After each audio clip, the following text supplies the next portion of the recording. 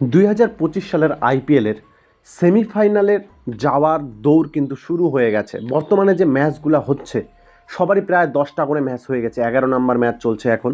তো এই 11 নম্বর ম্যাচে অলরেডি এই 1-2টা ম্যাচের মধ্যে কনফার্মেশন হয়ে যাবে কোন কোন দল সেমিফাইনালে পৌঁছাবে। এরই মধ্যে কালকের ম্যাচের পরে আরসিবি কিন্তু তাদের সেমিফাইনালে যাওয়ার কনফার্মেশনটা 100% করে দিয়েছে। 100%ই বলা চলে, কারণ এ পর্যন্ত যখন থেকে এই যে 10টা টিমের আইপিএল শুরু হয়েছে তখন থেকে যারা 16 পয়েন্ট পেয়েছে তারা কিন্তু সেমিফাইনালে গিয়েছে। তাই আরসিবির 16 পয়েন্ট হয়ে গিয়েছে। তারা এ পর্যন্ত 11টা ম্যাচ খেলে 8টাতেই জিতেছে এবং সেখানে 16 পয়েন্ট তারা অর্জন করেছে। কালকের ম্যাচের পরে এটা কনফার্ম হয়ে গেছে যে আরসিবি সেমিফাইনাল খেলবে 2025 সালে। বন্ধুরা, আরসিবি কিন্তু 2025 সালে দুর্দান্ত পারফরমেন্স, বিরাট কোহলি থেকে শুরু করে ফিল সল্ট থেকে শুরু করে আরসিবির যে সমস্ত প্লেয়ার রয়েছে, বলার ব্যাটার, সবাই 100% ফোকাস এবং ফুল পারফরমেন্সে খেলছে।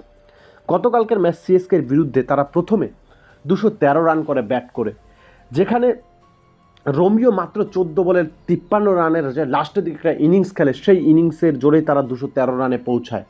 জবাবে সিএসকে ব্যাট করতে নামলে 17 বছরের ছেলে আয়ুষ মাথিরানা, সে 48 বলে 94 রান করে ঠিকই, কিন্তু তার সেই 94 রান আর কোনো কাজে আসে না, কারণ শেষমেশ সিএসকে তারা 211 রানই যোগ করতে পারে তাদের বোর্ডে।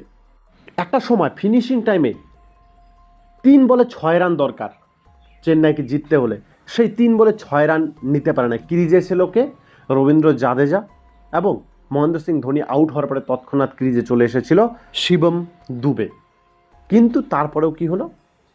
চেন্নাই সুপার কিংস 2 রানে হেরে গেল।